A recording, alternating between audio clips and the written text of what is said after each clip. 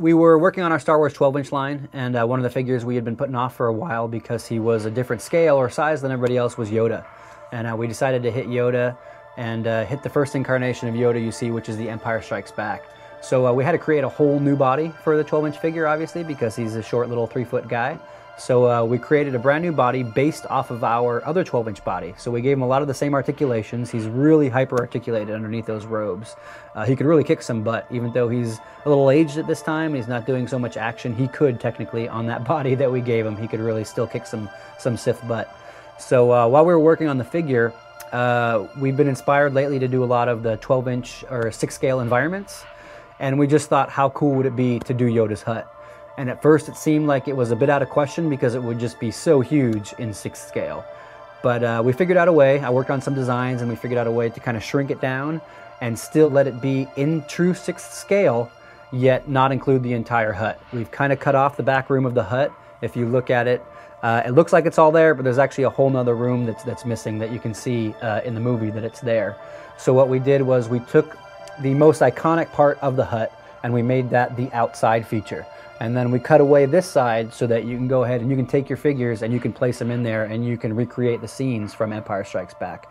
Yoda fits in there, as you guys can see, and also if you have a 12-inch Luke figure or any other 12-inch figure, you can sit him down Indian style right next to Yoda, just like Luke does in the movie, and he fits perfectly and they look awesome together sitting in the hut.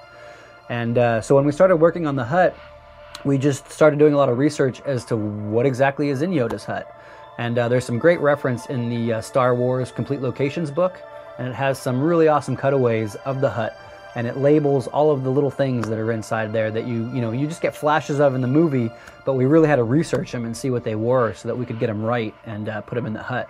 So we decided on a few things that we wanted. There was, a bench and a stove and some sticks and some snakes.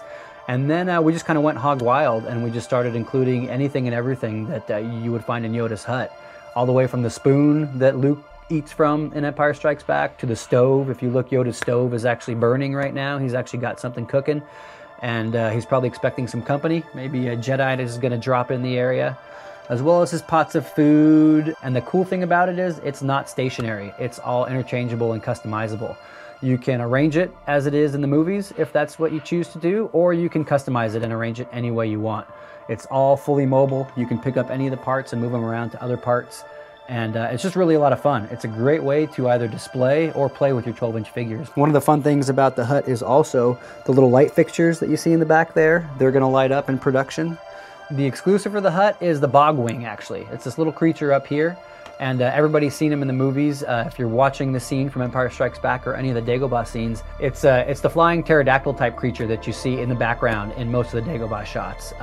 He's pretty prominent in a couple scenes in Empire Strikes Back, and we just thought it's a really cool creature design, and we thought it'd be a lot of fun if we could include it with the hut. So we made it the exclusive. And he just attaches right here to the hut magnetically, and you can just perch him up there, or you can remove him off and fly him around if you want.